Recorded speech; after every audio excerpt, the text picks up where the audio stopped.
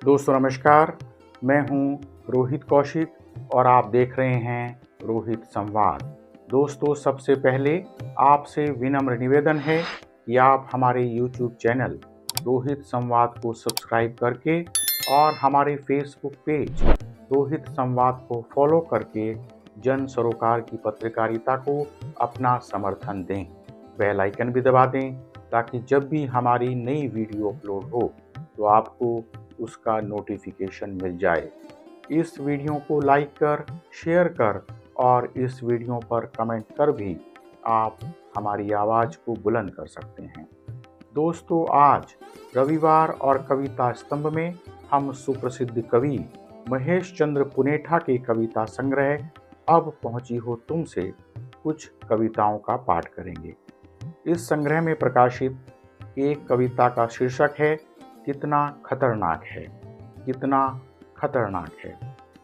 गिट्टियों का ढेर उसका आंगन भी है, रसोई भी और सेज भी। गिट्टियों का ढेर उसका आंगन भी है, रसोई भी और सेज भी। खेलता रहता है गिट्टियों से तरह तरह के खेल, कभी बनाता घरौंदे तो कभी गेंद बनाकर उछालता। चोट भी खाता रहता है गिट्टियों से, खून निकल आता जब कभी। मिट्टी बूर देती माँ घाव पर और खून रुक जाता।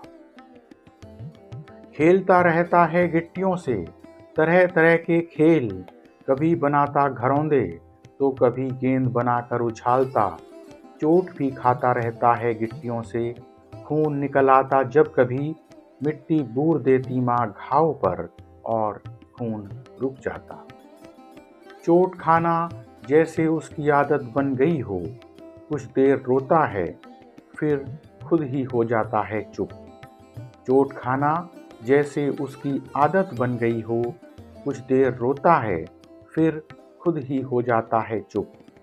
खेलते खेलते नींद में चला जाता है वह, गिट्टियां तोड़ती माँ एक कपड़े का टुकड़ा डाल सुला देती है उसे। गिट्टियों के ही ऊपर पता नहीं कहाँ खो जाती है गिट्टियों की चुभन। खेलते खेलते नींद में चला जाता है वह, गिट्टियां तोड़ती माँ एक कपड़े का टुकड़ा डाल सुला देती है उसे। गिट्टियों के ही ऊपर पता नहीं कहाँ खो जाती है गिट्टियों की चुभन। जोर जोर से हॉर्न बजाती घरघराहट करती हुई गुजरती रहती हैं छोटी बड़ी गाड़ियाँ। मुझे लगता है जाग पड़ेगा वह अचकचाकर, अधकची नींद में जागकर चिल्लाने लगेगा जोर जोर से, लेकिन ऐसा कुछ भी नहीं होता। जोर जोर से हॉर्न बजाती घरघराहट करती हुई गुजरती रहती हैं छोटी बड़ी गाड़ियाँ। मुझे लगता है जाग पड़ेगा वह अचकचाकर, अधकची नींद में जागकर चिल्लाने लगेगा जोर जोर से, लेकिन ऐसा कुछ भी नहीं होता है। देख रहा हूँ धीरे धीरे कैसे बदलता जा रहा है उसका संबंध, चोट चुभन आवाज से बिल्कुल अपने माँ बाप की तरह। देख रहा हूँ धीरे धीरे कैसे बदलता जा रहा है उसका संबंध, चोट चुभन आवाज से बिल्कुल अपने माँ बाप की तरह। कितना खतरनाक है इस तरह चोट चुभन आवाज का पीढ़ी दर पीढ़ी आदत में ढल जाना।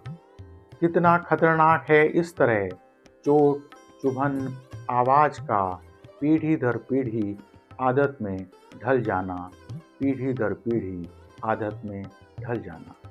इसी संग्रह में प्रकाशित एक कविता है डर नफरत और लोकतंत्र के पहरुए। डर नफरत और लोकतंत्र के पहरुए।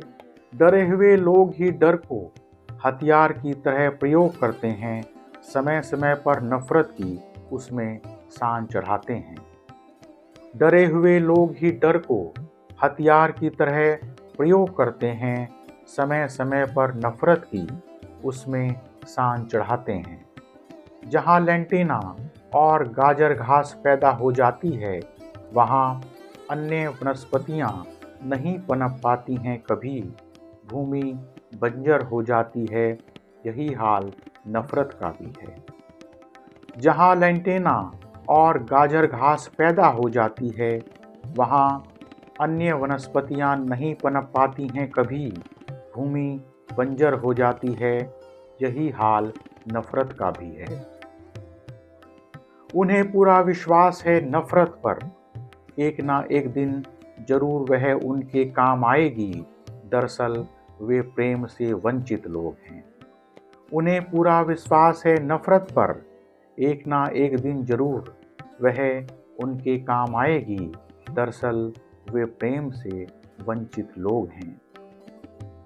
हजारों नफरत करने वालों पर भारी पड़ता है एक प्रेम करने वाला, एक पूरी जिंदगी भी छोटी लगने लगती है उसके साथ। हजारों नफरत करने वालों पर भारी पड़ता है एक प्रेम करने वाला, एक पूरी जिंदगी भी छोटी लगने लगती है उसके साथ। यह तो चिंताजनक है ही, अपने से भिन्न के प्रति नफरत से भर जाना उससे भी अधिक चिंताजनक है, इसे देशभक्ति समझ बैठना। यह तो चिंताजनक है ही, अपने से भिन्न के प्रति नफरत से भर जाना इससे भी अधिक चिंताजनक है, इसे देशभक्ति समझ बैठना। सत्ताएं डरती रही हैं सत्य से, अहिंसा से और सबसे अधिक प्रेम से। सत्ताएं डरती रही हैं सत्य से, अहिंसा से और सबसे अधिक प्रेम से। असत्य, हिंसा और सबसे अधिक नफरत सत्ता के मजबूत हथियार रहे हैं। असत्य, हिंसा और सबसे अधिक नफरत सत्ता के सबसे मजबूत हथियार रहे हैं। वे डरते हैं नफरत फैलाने वालों से नहीं, प्रेम फैलाने वालों से। सोचो वे क्यों डरते हैं प्रेम से। वे डरते हैं नफरत फैलाने वालों से नहीं, प्रेम फैलाने वालों से। सोचो वे क्यों डरते हैं प्रेम से। उन्हें नफरत है स्वतंत्रता की बात करने वालों से, उन्हें नफरत है समानता की बात करने वालों से, उन्हें नफरत है भाईचारे की बात करने वालों से। उन्हें नफरत है स्वतंत्रता की बात करने वालों से, उन्हें नफरत है समानता की बात करने वालों से, उन्हें नफरत है भाईचारे की बात करने वालों से। बावजूद वे थकते नहीं कहने से खुद को लोकतंत्र के सबसे बड़े पहरवे। बावजूद वे थकते नहीं कहने से खुद को लोकतंत्र के सबसे बड़े पहरवे, लोकतंत्र के सबसे बड़े पहरवे। दोस्तों, इसी संग्रह में एक कविता है अमर कहानी। अमर कहानी। न उस राजा के कारण, न पारदर्शी पोशाक के कारण, न उस पोशाक के दर्जी के कारण, न चापलूस मंत्रियों के कारण, न डरपोक दरबारियों के कारण। न उस राजा के कारण, न पारदर्शी पोशाक के कारण, न उस पोशाक के दर्जी के कारण, न चापलूस मंत्रियों के कारण, न डरपोक दरबारियों के कारण। कहानी अमर हुई बस उस बच्चे के कारण जिसने कहा राजा नंगा है। कहानी अमर हुई बस उस बच्चे के कारण जिसने कहा राजा नंगा है, जिसने कहा राजा नंगा है। तो ये थी सुप्रसिद्ध कवि महेश चंद पुनेठा जी की कविता संग्रह अब पहुंची हो तुमसे कुछ कविताएं।